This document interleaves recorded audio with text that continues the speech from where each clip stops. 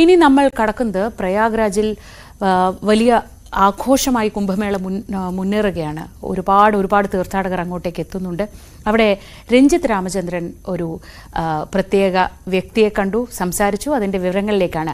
സനാതന ധർമ്മത്തെ എതിർത്ത് സംസാരിക്കുന്നവർക്ക് രാഷ്ട്രീയ താൽപര്യങ്ങളുണ്ടെന്ന് ശ്രീ എം. അവരുടെ പൊളിറ്റിക്കൽ ഐഡിയോളജിയെ പിന്തുണയ്ക്കുക മാത്രമാണ് ലക്ഷ്യം. സനാതന ധർമ്മത്തെക്കുറിച്ചുള്ള അറിവില്ലായ്മയാണ് അവരെ കൊണ്ട് അത് പറയിപ്പിക്കുന്നതെന്നും ശ്രീ എം ന്യൂസ് 18നോട് പറഞ്ഞു.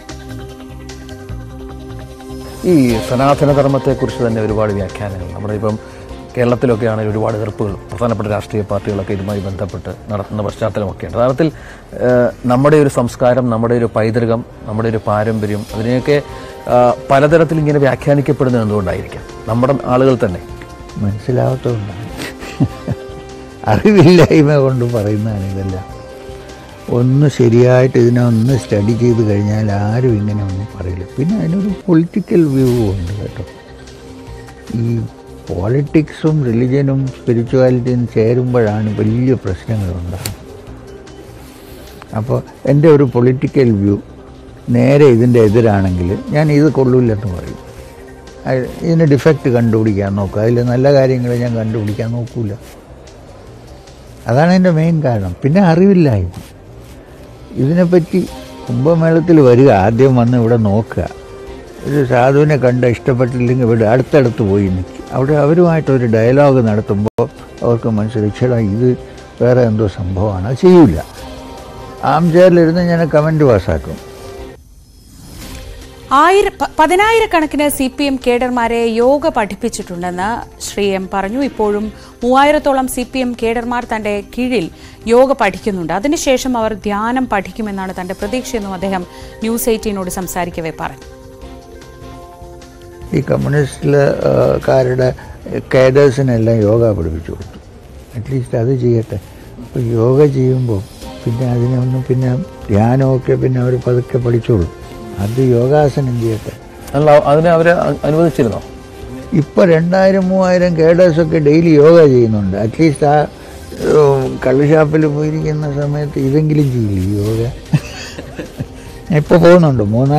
3 ഫെബ്രുവരിക്ക് ഫെബ്രുവരി 13-ാം തീയതി നമ്മുടെ സ്പോർട്സ് ഇതിൽ യോഗ പ്രദർശനമുണ്ട്. എന്നെ വരാൻ പറഞ്ഞിട്ടുണ്ട്. CM വരുന്നുണ്ട്. അപ്പോൾ ഇവരിപ്പോൾ ഒരു 10 കൊല്ലമായിട്ട് യോഗ ചെയ്യുക.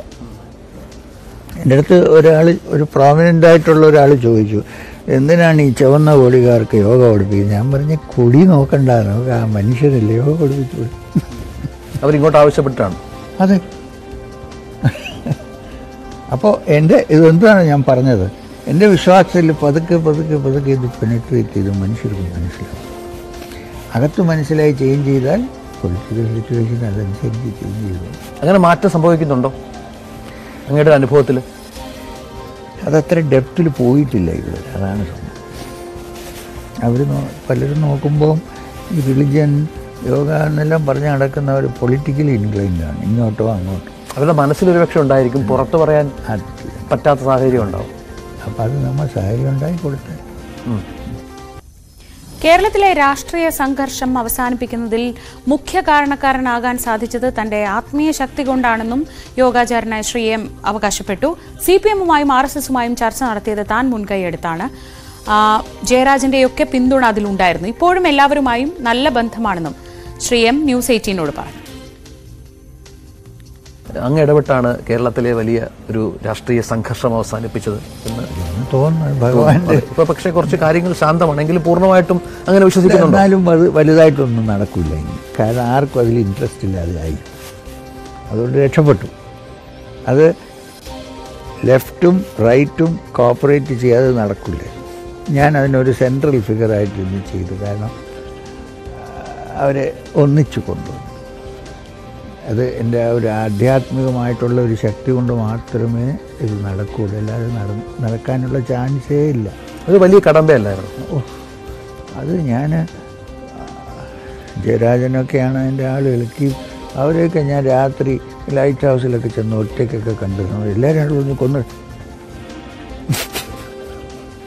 കാരണം ആത്മാവിൽ വിശ്വാസമുണ്ടെങ്കിൽ ആത്മാവ് ഒരിക്കലും ആർക്കും കൊല്ലാനും ഒക്കില്ല, ഒന്നും ചെയ്യാനും ഒക്കില്ല. ശരീരത്തിനല്ലേ വലിയ ചെയ്യാൻ പറ്റുള്ളൂ. അപ്പം ഞാൻ ആ ആംഗിളിലാണ് ഞാൻ വർക്ക് ചെയ്തത്. CPF-നെ പറ്റി മാത്രമല്ല കേരളത്തിലെ BJP-യെ പറ്റിയും ശ്രീ എം സംസാരിച്ചു. കേരളത്തിൽ BJP മുന്നോട്ട് വരാത്തത് തമ്മിലടി കൊണ്ടും പടലപ്പിണക്കങ്ങൾ കൊണ്ടുമാണെന്ന് അദ്ദേഹം പറഞ്ഞു. BJP-യിലെ എല്ലാ വിഭാഗക്കാരും തന്റെ അടുത്ത് വരാറുണ്ട്, എല്ലാവരും പറയുന്നത് തമ്മിലടിയെക്കുറിച്ചാണെന്നും അദ്ദേഹം കൂട്ടിച്ചേർത്തു. ഇപ്പോൾ കേരളത്തിൽ ഞാൻ പറയുന്നില്ലേ, ക്യാമ്പ് എന്തുകൊണ്ടാണ് ഒരു പർട്ടിക്കുലർ പാർട്ടി പൊങ്ങി വരാത്തത്? തമ്മിലടി, തമ്മിൽ വഴക്ക് എങ്ങനെ വരും?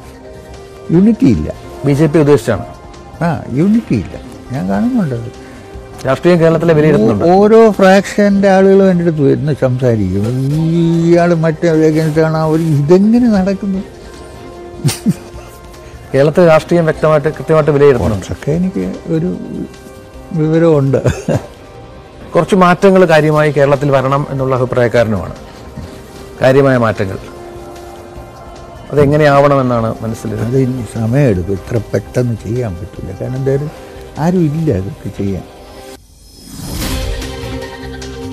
രഞ്ജിത്ത് രാമചന്ദ്രൻ വിവരങ്ങളുമായി ചേർന്നു. രഞ്ജിത്ത്, കുറച്ച് മുൻപ് വലിയ വിവാദമായിരുന്നു. ശ്രീ എമ്മിന്റെ ഇടപെടൽ കൊണ്ടാണോ BJP-യും കോൺഗ്രസും അല്ലെങ്കിൽ RSS-ഉം CPM-ഉം തമ്മിലുള്ള ഒരു തർക്കങ്ങൾക്കൊക്കെ പരിഹാരമായത്? ഇത് അദ്ദേഹമാണെന്ന് പറയുന്നു, അല്ലെന്ന് മറ്റുള്ളവർ പറയുന്നു. അങ്ങനെ പലതരത്തിലുള്ള ചർച്ചകളൊക്കെ ഉണ്ടായിരുന്നു. ഇപ്പോൾ അദ്ദേഹം അത് സ്ഥിരീകരിക്കുന്നു, താൻ മുൻകൈ എടുത്താണ് അങ്ങനെ ഒരു ചർച്ച നടത്തിയത് എന്ന കാര്യം അദ്ദേഹം സ്ഥിരീകരിക്കുന്നു. മറ്റൊന്ന്, അദ്ദേഹം ഈ കേരളത്തിലെ കാര്യങ്ങളെയൊക്കെ പറ്റി പറയുമ്പോൾ അദ്ദേഹം പറയുന്നത്, എനിക്ക് തോന്നുന്നു ഒരു ആത്മീയ ആചാര്യമുണ്ട്, അല്ലെങ്കിൽ ആ തരത്തിൽ ഇടപെടാൻ കഴിയുന്ന ഒരാളുടെ കുറവുണ്ട് ഇവിടുത്തെ പ്രശ്നങ്ങൾ പരിഹരിക്കുന്നതിൽ എന്നാണോ അദ്ദേഹം പറയുന്നത്?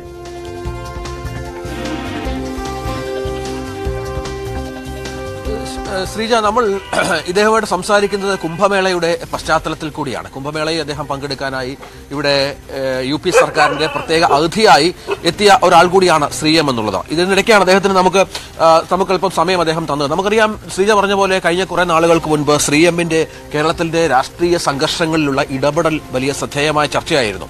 CPM നേതാക്കൾ പരോക്ഷമായി സമ്മതിക്കുകയും BJP നേതാക്കൾ പരസ്യമായി സമ്മതിക്കാതിരിക്കുകയും ചെയ്ത ഒരു കാര്യം കൂടിയാണിത് എന്നുകൂടി നമ്മൾ ചേർത്ത് വായിക്കണം. കാരണം അതിന് അത്രത്തോളം പ്രാധാന്യമുണ്ട്. ഈ രാഷ്ട്രീയ സംഘർഷങ്ങൾ പരിഹരിക്കാൻ ശ്രീ എമ്മിനെ പോലെ ഒരാൾ മുൻകൈ എടുത്തു എന്നുള്ളത് പരസ്യമായി സമ്മതിക്കാൻ നമ്മുടെ മുഖ്യധാര രാഷ്ട്രീയ കക്ഷികളാരും കൃത്യമായി തയ്യാറായിരുന്നില്ല. പക്ഷെ ഇവിടെയുമൊക്കെ പരോക്ഷമായ ചില സമ്മതങ്ങൾ മാത്രമാണ് ഉണ്ടായിരുന്നത്. അവിടെ വളരെ കൃത്യമായി തന്നെ ശ്രീ എം നമ്മളോട് പറയുകയാണ്, തന്റെ ശക്തി കൊണ്ടാണ്, തന്റെ ആത്മീയ ശക്തി കൊണ്ടാണ് കേരളത്തിലെ രാഷ്ട്രീയ സംഘർഷങ്ങൾക്ക് ഇപ്പോൾ ഒരു കുറവ് വരുത്താൻ സാധിച്ചത് എന്നും അതിൽ ജയരാജന്മാരുടെ CPM-ന്റെ പ്രധാനപ്പെട്ട നേതാക്കളായ ജയരാജന്മാരുടെ ഇടപെടൽ ഉണ്ടായിരുന്നുവെന്നും അവരെ ഒറ്റയ്ക്ക് പല സ്ഥലങ്ങളിലും പോയി കണ്ടിട്ടുണ്ട്, തന്നെ അവർ സ്വീകരിച്ചിട്ടുണ്ട് എന്നും അദ്ദേഹം വ്യക്തമായി പറയുന്ന ഒരു പശ്ചാത്തലം കൂടിയുണ്ട്. മറ്റൊന്നുമല്ല, പിണറായി വിജയനുമായുള്ള ശ്രീ എമ്മിന്റെ ബന്ധവും കേരളത്തിൽ ഏറ്റവും അധികം ചർച്ചയായിട്ടുണ്ട്. കോൺഗ്രസ് ഒക്കെ ഉന്നയിച്ച ഒരു ആരോപണം എന്ന് പറയുന്നത് RSS ബന്ധമുള്ള ഒരു നേതാവുമായി പിണറായി വിജയൻ ചെങ്ങാത്തം പുലർത്തുന്നു എന്നുള്ള ആരോപണം ഉണ്ടായിരുന്നു. ശ്രീ എമ്മിന് നമ്മുടെ തിരുവനന്തപുരത്തെ ചെറുവക്കലിൽ ഒരു ആശ്രമം സ്ഥാപിക്കാൻ 4 ഏക്കറോളം വസ്തു സർക്കാർ നൽകിയത് അടക്കം വലിയ ചർച്ചയായ പശ്ചാത്തലം കൂടിയുണ്ട്. അത് ശ്രീ എമ്മും CM-ഉം തമ്മിലുള്ള ബന്ധം കൊണ്ടാണ് എന്നുള്ള വളരെ പ്രധാനപ്പെട്ട ആരോപണം കൂടി ഉണ്ടായിരുന്നു. ഇതൊരു ആരോപണം മാത്രമല്ല, അദ്ദേഹം പറയുന്നത് തനിക്ക് സർക്കാർ വസ്തു നൽകിയിട്ടുണ്ട്, ആശ്രമം വെക്കാനുള്ള സ്ഥലം നൽകിയിട്ടുണ്ട്. അത് 34 ലക്ഷം രൂപ വർഷം പാട്ടം കൊടുത്താണ് ആ സ്ഥലം നൽകിയത്. അല്ലാതെ മറ്റു ബന്ധങ്ങളൊന്നും തനിക്ക് CPM-ഉമായോ സർക്കാരുമായോ പിണറായി വിജയനുമായോ ഇല്ല. പക്ഷേ പിണറായി വിജയനുമായി താൻ സംസാരിക്കാറുണ്ട്, അദ്ദേഹത്തിന്റെ ഔദ്യോഗിക വസതിയിലടക്കം പോയി സംസാരിച്ചിട്ടുണ്ട് എന്ന് പറയുന്നുണ്ട്. മറ്റൊന്ന്, ഈ CPM നേതാക്കന്മാരെ, CPM-ന്റെ കേഡേഴ്സിനെ, അതായത് ചുവന്ന കൊടി ഉയർത്തിക്കൊണ്ട് നടക്കുന്ന ആളുകളിൽ പലരെയും 10,000-ൽ പല ആളുകളെ അദ്ദേഹം യോഗ പഠിപ്പിച്ചിട്ടുണ്ട് എന്ന വളരെ പ്രധാനപ്പെട്ട ഒരു കാര്യം അദ്ദേഹം പറഞ്ഞു വെക്കുന്നുണ്ട്. യോഗ എന്നുള്ളത് CPM നിഷിദ്ധമാണ് എന്നുള്ളതല്ല, പക്ഷെ അതിനോട് വിമുഖത കാട്ടിയ പല കാര്യങ്ങളും ഉണ്ടായിരുന്നു, അത് മാറി വരുന്നു എന്ന് സൂചിപ്പിക്കുകയാണ് അദ്ദേഹം. ഈ യോഗ പഠിക്കുന്ന പല ആളുകളും കുറെ കഴിയുമ്പോൾ ധ്യാനം പഠിക്കും എന്നും അദ്ദേഹം പറയുന്നുണ്ട്. കാരണം അത്തരത്തിലുള്ള ലക്ഷ്യങ്ങൾ കൂടി തനിക്കുണ്ട്.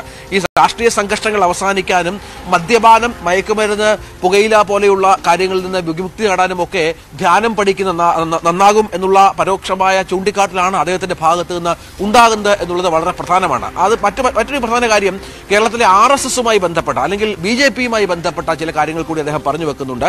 BJP പല നേതാക്കളും പല ഫ്രാക്ഷനിലുമുള്ള ആളുകൾ തന്നെ വന്ന് കാണാറുണ്ട് എന്ന് ശ്രീയം പറയുന്നുണ്ട്. പക്ഷെ അവരൊക്കെ സംസാരിക്കുന്നത് കേരളത്തിലെ BJPയെ വളർത്തുന്നതിനെ കുറിച്ചല്ല, BJPക്ക് ഉണ്ടാകുന്ന അപജയത്തെക്കുറിച്ചും അത് എന്തുകൊണ്ടാണ് കേരളത്തിൽ സംഭവിക്കുന്നത് എന്നുള്ളതിനെ കുറിച്ചാണ്. അതിന് പ്രധാനപ്പെട്ട കാരണം കേരളത്തിലെ BJPയിലെ ഗ്രൂപ്പിസവും തമ്മിലടിയുമാണെന്ന് വ്യക്തമായി തന്നെ അദ്ദേഹം പറയുന്നുണ്ട്. കാരണം നേതാക്കളുമായൊക്കെ ഏറെ അടുപ്പം പുലർത്തുന്ന ഒരാൾ കൂടിയാണ് ശ്രീയം എന്നുകൂടി മനസ്സിലാക്കണം. പ്രധാനമന്ത്രി നരേന്ദ്രമോദിയുമായി ഏറെ അടുപ്പം ബന്ധമുള്ള ആളാണ്. UP മുഖ്യമന്ത്രി യോഗി ആദിത്യനാഥുമായും ഏറെ അടുപ്പം പുലർത്തുന്ന ഒരാൾ കൂടിയാണ് അദ്ദേഹം. അങ്ങനെ വിവിധ തലങ്ങളിൽ ബന്ധങ്ങളുള്ള ഒരു നേതാവിന്റെ തുറന്നു പറച്ചിൽ കൂടിയാണ് നമ്മുടെ അഭിമുഖം എന്നുകൂടി മനസ്സിലാക്കണം. ഒരുപക്ഷെ രാഷ്ട്രീയം ഇത്രയധികം അദ്ദേഹം തുറന്നു പറഞ്ഞ ഒരു അഭിമുഖം വേറെ ഉണ്ടാകില്ല എന്നുകൂടി മനസ്സിലാക്കേണ്ടതുണ്ട്. അദ്ദേഹം അത്രത്തോളം കാര്യങ്ങൾ തുറന്നു പറയുന്ന ഒരു പശ്ചാത്തലം കൂടിയുണ്ട്. അങ്ങനെ ശ്രീയം മനസ്സുറക്കുമ്പോൾ കേരളത്തിലെ CPMന്റെയും BJPയുടെയും ചങ്കിടിപ്പത് കൂട്ടുന്നുണ്ട് എന്നുള്ളതാണ് ഏറ്റവും പ്രധാനം. ശ്രീജ, വളരെ അത്ഭുതം തോന്നിയത് 3000-ഓളം പേർ ഇപ്പോഴും അദ്ദേഹത്തിന്റെ കീഴിൽ യോഗ പഠിക്കുന്നു എന്നൊക്കെ പറയുമ്പോൾ ആ സിസ്റ്റം എങ്ങനെ വർക്ക് ചെയ്യുന്നു എന്ന് അറിയാൻ ഒരു കൗതുകം തോന്നി. കാരണം 10,000-ഓളം പേരെ പഠിപ്പിച്ചു കഴിഞ്ഞു, അത് അദ്ദേഹത്തിന്റെ അവകാശവാദമാണ്. പക്ഷേ 3000 പേർ ഇപ്പോഴും പഠിക്കുന്നുണ്ടെങ്കിൽ ആ സിസ്റ്റം ഏതാണ്? അല്ലെ, ഇപ്പൊ നമ്മൾ കുറച്ചു നാൾ മുൻപ് ഇങ്ങനെ സിസ്റ്റമാറ്റിക് ആയി ഒരു ശാരീരിക അഭ്യാസം പഠിക്കുന്നതൊക്കെ വലിയ വാർത്തയായിട്ടൊക്കെ വന്നല്ലോ. അപ്പം അങ്ങനെയാണെങ്കിൽ ഇത് ഏത് സിസ്റ്റത്തിലൂടെയാണ് ഇത് നടന്നു പോകുന്നത്? അപ്പം CPMമായി അടുത്ത ബന്ധമുണ്ടല്ലോ, അത് അറിയാനും കൂടെ ഒരു കൗതുകം വരുന്നുണ്ട് ഇത് കേട്ടപ്പോ. തീർച്ചയായും അദ്ദേഹം പറഞ്ഞത് ഈ ഫെബ്രുവരി 13-ാം തീയതി അത് കണ്ണൂരിൽ വെച്ചാണെന്നാണ് മനസ്സിലാകുന്നത്. കണ്ണൂരിൽ തന്നെ ഒരു പരിപാടി, യോഗയുമായി ബന്ധപ്പെട്ട പരിപാടി അദ്ദേഹം പങ്കെടുക്കുന്നുണ്ട്. അതിൽ മുഖ്യമന്ത്രി പിണറായി വിജയൻ അടക്കം അതിന്റെ ഭാഗമാകുന്നുണ്ട്. നമ്മൾ ശ്രീഎമ്മിന് സ്വന്തമായി ആശ്രയമുണ്ട്. അദ്ദേഹത്തിന് സത്സംഗം എന്ന തരത്തിൽ അദ്ദേഹം കേരളത്തിൽ, ഇന്ത്യയിലുടനീളം പല സ്ഥലങ്ങളിൽ, ലോകത്തിലുടനീളം അദ്ദേഹത്തിന് പലതരത്തിലുള്ള പ്രവർത്തനങ്ങളുണ്ട്. ഇപ്പോൾ സത്സംഗവുമായി ബന്ധപ്പെട്ടാണ് നമ്മൾ അദ്ദേഹത്തിന്റെ അങ്ങനെ ഒരു ആശ്രമം ഈ പ്രയാഗ്രാജിലെ കുംഭമേളയ്ക്ക് നടക്കുന്ന സംഗം സ്ഥലത്തിന്റെ സമീപത്ത് സെക്ടർ 24-ൽ അദ്ദേഹം നടത്തുന്നുണ്ട്. അവിടെ നമ്മൾ ചെന്ന് കാണുന്ന കാഴ്ചയൊക്കെ വളരെ വലിയ തോതിലുള്ള ആളുകളുടെ പങ്കാളിത്തമൊക്കെ ആയിരുന്നു. ഇത്തരത്തിൽ സത്സംഗങ്ങൾ അദ്ദേഹം സംസ്ഥാനത്തിന്റെ വിവിധ ഭാഗങ്ങളിൽ നടത്തുന്നുണ്ട്. ഇതിന്റെ ഭാഗമായി ആയിരിക്കാം ഒരു പക്ഷേ ഈ CPM പ്രവർത്തകരും കേഡർമാരും ഒക്കെ ഇതിന്റെ ഭാഗമായി പങ്കെടുക്കുന്നത് എന്നുള്ളതാണ് ഏറ്റവും പ്രധാനം. അദ്ദേഹത്തെ ഇങ്ങോട്ടേക്ക് ക്ഷണിക്കുന്നതാണ്, അദ്ദേഹം അങ്ങോട്ട് പോയിട്ട് നിങ്ങളെ ഞങ്ങൾ യോഗ പഠിപ്പിക്കാം, അങ്ങനെ സിസ്റ്റം CPMന് ഒരുപക്ഷെ അങ്ങനെ പറഞ്ഞാലും സമ്മതിക്കില്ല. അവർ ഇങ്ങോട്ട് ആവശ്യപ്പെടുന്നതാണ്. ജയരാജന്മാരുമായൊക്കെ അടുത്ത ബന്ധമുള്ള ആൾക്ക് ജയരാജന്മാരുടെയൊക്കെ, അത് ഏത് ജയരാജനാണ്, 3 ജയരാജന്മാരുമായി ബന്ധമുണ്ടെന്ന് അദ്ദേഹം പറയുന്നുണ്ട്. ഈ ജയരാജന്മാരുടെ അടുപ്പം ഉപയോഗിച്ചുകൊണ്ട് അവർ തന്നെ ഇങ്ങോട്ട് ആവശ്യപ്പെട്ടിട്ടാണ് പല പ്രവർത്തകരെയും ഇത്തരത്തിൽ യോഗ ക്ലാസുകളിലേക്ക് കൊണ്ടെത്തിക്കുന്നത് എന്ന വളരെ പ്രധാനപ്പെട്ട ഒരു കാര്യം കൂടി നമ്മൾ ഇതിനോട് ചേർത്ത് വെക്കേണ്ടി വരും. അങ്ങനെ കേരളത്തിലെ കേഡർ പാർട്ടി എന്നും ഇത്തരം സംവിധാനങ്ങളോട്, അതായത് ഇത്തരം ഇത്തരം കാര്യങ്ങളോട് മാറി നിൽക്കുന്നു, ആത്മീയ കാര്യങ്ങൾ അല്ലെങ്കിൽ യോഗ പോലെയുള്ള വളരെ പ്രധാനപ്പെട്ട കാര്യങ്ങളിൽ നിന്ന് മാറി നിൽക്കുന്നു നമ്മൾ കരുതുന്ന ഒരു പ്രധാനപ്പെട്ട കാര്യം രഞ്ജിത്ത്, അത് ഏറ്റവും ആദ്യം പറഞ്ഞ കാര്യമാണ്. അത് സനാതനധർമ്മ വിഷയത്തിലുള്ള അദ്ദേഹത്തിന്റെ പ്രതികരണമാണ്. അത് പറയാതെ ഈ സംഭാഷണം പൂർത്തിയാവില്ല. അക്കാര്യത്തിൽ ഏതാണ്ട് മുഖ്യമന്ത്രിയുടെ നിലപാടിനെ, ഈ മുഖ്യമന്ത്രിയുമായി അടുത്ത ബന്ധമുണ്ട് അല്ലെങ്കിൽ ഇവരോടൊക്കെ അടുത്ത ബന്ധമുണ്ടെന്ന് പറയുമ്പോഴും അദ്ദേഹം ഈ സനാതനധർമ്മത്തെ തള്ളിപ്പറയുന്നവർ അതിനെപ്പറ്റി വിവരമില്ലാതെയാണ് ഇത് തള്ളുന്നത് എന്ന് പറയുമ്പോൾ അത് മുഖ്യമന്ത്രിയെ കൂടി തള്ളിപ്പറയലാണ് അല്ലേ?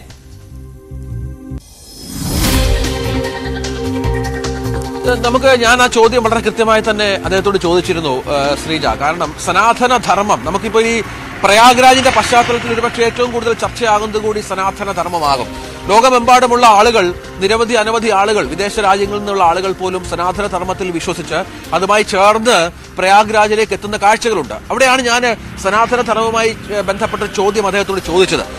നമുക്കറിയാം മുഖ്യമന്ത്രി പിണറായി വിജയന്റെയും കേരളത്തിലെ CPM എന്ന പാർട്ടിയുടെയും DMKയുടെയും ഒക്കെ നിലപാട് സനാതന ധർമ്മവുമായി ബന്ധപ്പെട്ട് എന്താണ് എന്നുള്ള കാര്യം നമുക്കറിയാം. ഇത് അദ്ദേഹം പൂർണ്ണമായും തള്ളിക്കളയുകയാണ്. അദ്ദേഹം പറയുന്നത് അത് വിവരമില്ലായ്മ കൊണ്ടാണ്, കാരണം വിവരക്കേടാണത്. കാരണം ഈ സിസ്റ്റം എന്താണെന്ന് സനാതന ധർമ്മം എന്താണെന്ന് മനസ്സിലാക്കാത്ത അജ്ഞരായ ആളുകളുടെ അഭിപ്രായ പ്രകടനങ്ങൾ മാത്രമാണ് ഇത് എന്നുള്ളതാണ്.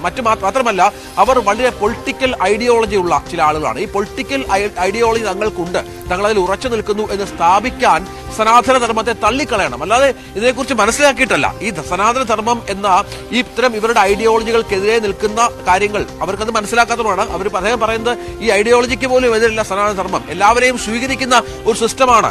അത് മനസ്സിലാക്കാതെയാണ് ഇവർ തള്ളിക്കളയുന്നത് എന്ന് പറയുമ്പോൾ അതിലും ചില കാര്യങ്ങളുണ്ട്. അത് സ്വാഭാവികമായും ശ്രീജ പറഞ്ഞതുപോലെ പിണറായി വിജയന്റെ നിലപാട്, CPM-ന്റെ നിലപാടിനെ പ്രത്യക്ഷമായി തള്ളിപ്പറഞ്ഞുകൊണ്ടുള്ള അദ്ദേഹത്തിന്റെ നിലപാടാണ്. അത് മാറണം എന്ന് അദ്ദേഹം കൃത്യമായി പറഞ്ഞു വെക്കുന്നുണ്ട്. അതിനുള്ള ശ്രമങ്ങൾ കൂടി തന്റെ ഭാഗത്ത് നിന്ന് ഉണ്ടാകുന്നുണ്ട്. അത്തരം ആളുകളെ പോലെയും ഇത്തരം ധർമ്മത്തിന്റെ, സനാതന ധർമ്മത്തിന്റെ വഴിയിൽ എത്തിക്കാനുള്ള എല്ലാ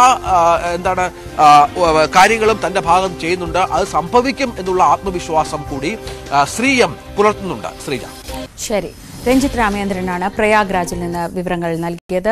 മഹാകുംഭമേളയ്ക്കിടെയാണ് പ്രയാഗ്രാജിൽ വെച്ച് ശ്രീ എമ്മിനെ രഞ്ജിത്ത് കണ്ടതും വിശദമായി കേരളത്തിലെ രാഷ്ട്രീയ സാഹചര്യങ്ങളും കേരളത്തിലെ CPM-ഉമായുള്ള അദ്ദേഹത്തിന്റെ ബന്ധവും അത്തരം കാര്യങ്ങളൊക്കെ ചർച്ച ചെയ്തതും. നമുക്ക് പ്രയാഗ്രാജിൽ നിന്നുള്ള കൂടുതൽ കാഴ്ചകളിലേക്ക് അത് രഞ്ജിത്ത് നമുക്ക് വേണ്ടി എത്തിക്കുന്നുണ്ട്. ഇടവേളയ്ക്ക് ശേഷം മടങ്ങിയെത്താം.